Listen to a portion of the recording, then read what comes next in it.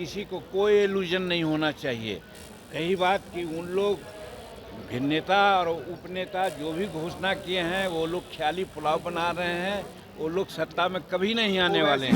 मुसलमान वोट नहीं देते हैं सर, मुसलमान वोट नहीं देते हैं। अरे नहीं, मैं तो ये कह सकता हूँ थोड़ा बहुत लोग देते होंगे, लेकिन मास में तो मैंने नहीं देखा, क्योंकि मैं भी चुनाव लड़ता हूँ। बिहार विधानसभा चुनाव में अब कुछ ही दिन बाकी है और ऐसे में मुसलमानों के वोट को अपनी ओर करना महागठबंधन और एनडीए गठबंधन दोनों के लिए ही एक अहम मुद्दा बन गया है।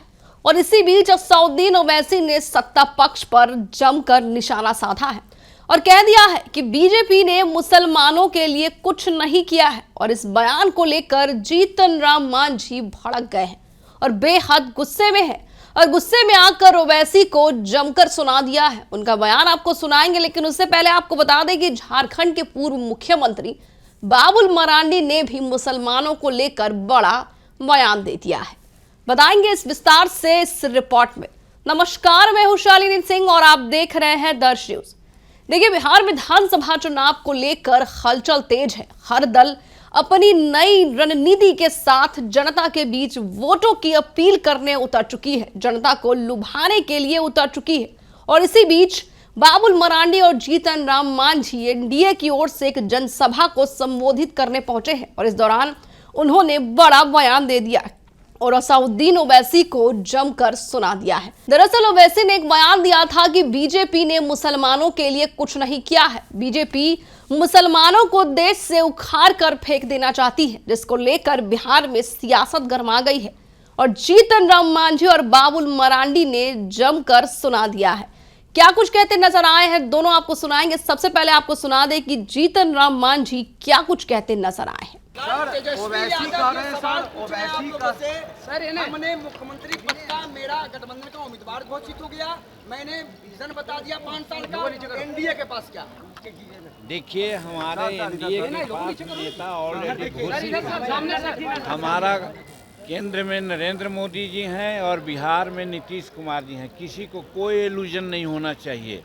रही बात कि उन लोग नेता और उपनेता जो भी घोषणा किए हैं वो लोग ख्याली पुलाव बना रहे हैं, वो लोग सत्ता में कभी नहीं आने वाले हैं। कह रहे हैं कि मुस्लिम वोट ना दे एनडीए को, कभी कुछ नहीं किया उनके लिए।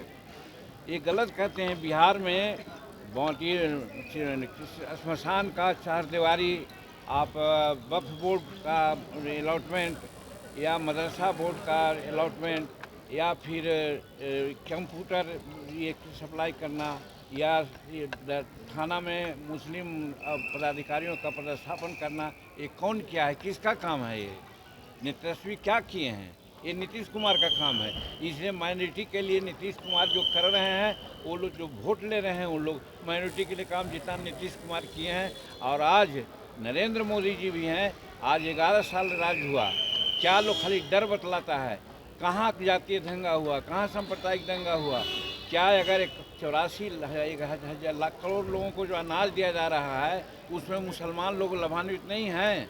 आज 10,000 लोगों को पैसा दिया जा रहा है महिलाओं को, उसमें मुसलमान नहीं हैं, वो भाजपा का पैसा नहीं है। तो पैसा लेने वाला ठीक है, वोट देने वाला ठीक नहीं।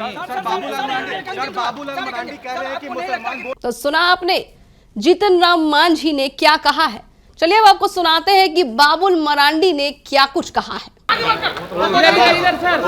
ओवैसी ने कहा कि बीजेपी ने धोखा दिया मुसलमानों को, सभी लोगों ने धोखा दिया है, सिर्फ यूज किया वोट के लिए। असदुद्दीन ओवैसी ने अब उन्होंने क्या कहा ये मेरा विषय नहीं। सर थोड़ा फेस इधर सर। बीजेपी को इन लोगों ने वोट ही कब डाला है?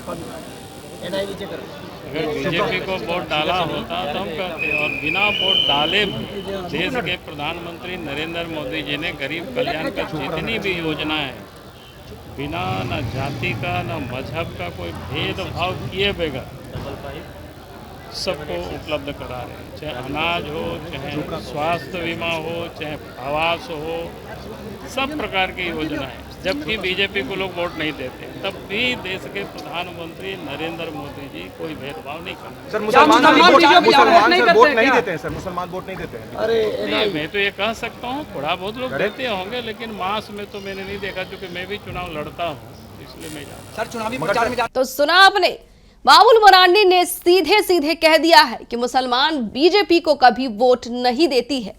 अब इस पर आपकी क्या राय है, हमें कमेंट बॉक्स में लिखकर जरूर बताएं। बने रहे हमारे साथ और देखते रहे दर्श न्यूज।